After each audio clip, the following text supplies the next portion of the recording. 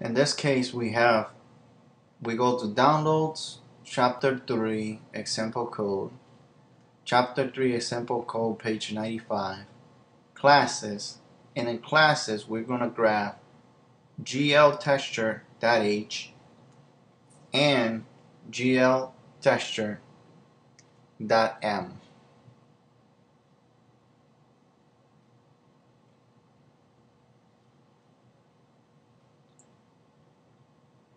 Here we go. Oops. So press Control, and select Options, Texture. Excuse me. Okay, it's Command and then click to select both of them. Then we go to a newly created OpenGL file that we have here. And in here, we're just going to drag and place it on top inside the classes folder. We want to copy items into destination groups folder and click add. And there they are. Both of them have been added to our project. This will be necessary when we want to later create the projects or put the textures on the screen as we want later on. To begin with, we will set the properties variables and EAGLView.h. Here in this document, as I said, it's a generic template OpenGL document.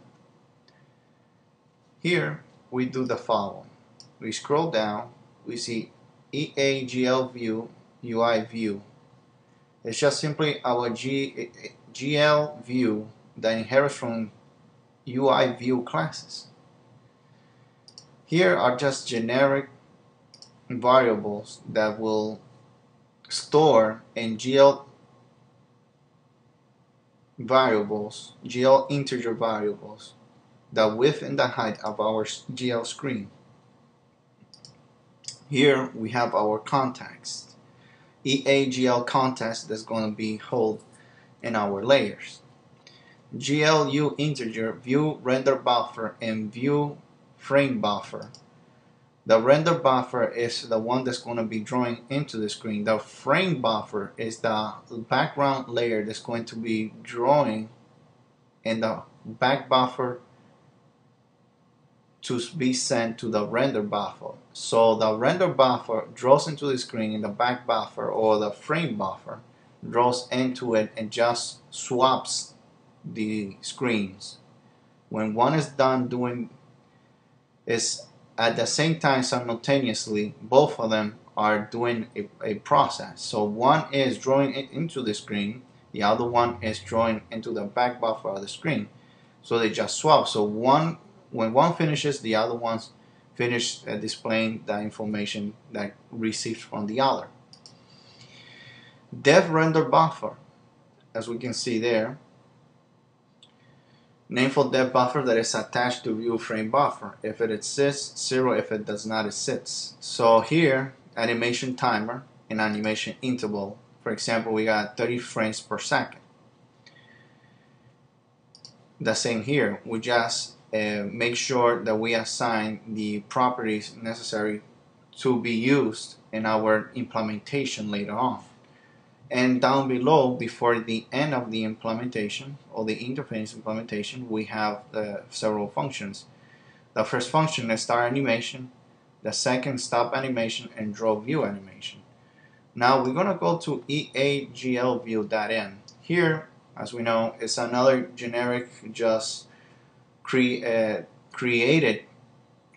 automatically by our Xcode OpenGL EX template. So the first thing that we should be aware of, or we should change from this source code, is in here.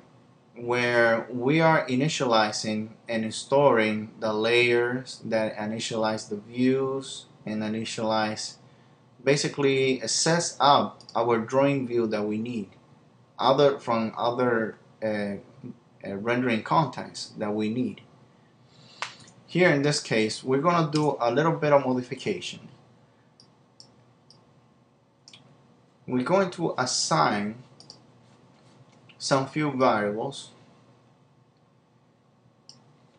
but most importantly, we're going to define the width and height of our OpenGL screen. In this case, we're going to get the boundaries of our screen to be stored in a CG rec or rectangular region of the screen. So we're going to do it the following way. Get the bounds or boundaries of the main screen. Here what we're going to do is we're going to use the cgrec command to create a variable called rectangle or rec equals to UI screen, which is a command from to define our main screen, which we're going to use the bounds command to get the width and height of our rectangular screen of our OpenGL device. Next, we're going to set up some few functions necessary to set up OpenGL EX. So set up OpenGL projection matrix, GL matrix mode, GL projection,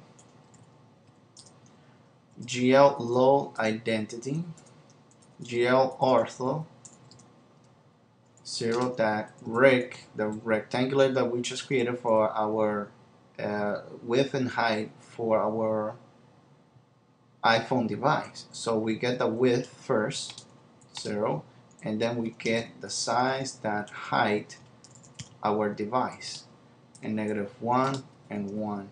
And this is just defining the rectangular region, the depth, the X, Y, and Z, and the alpha values of our region, and our iPhone OpenGL application. GL matrix mode, GL model view, to view a model into the screen. Next, initialized OpenGL states. GL enable, which enable commands.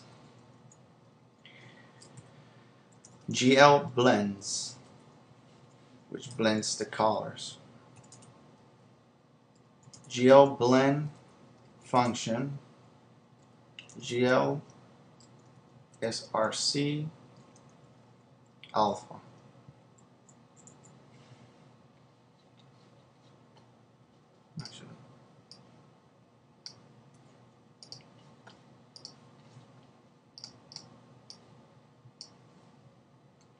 Copy and paste the commands necessary to speed up the process.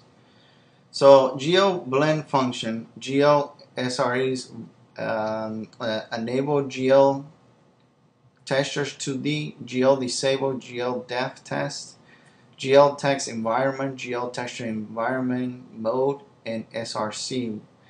And then we go to GL enable client state, GL vertex array that we're gonna pass later on, GL texture coordinates array, and GL clear color, which will clear all the colors that we have positioned in our OpenGL EX screen.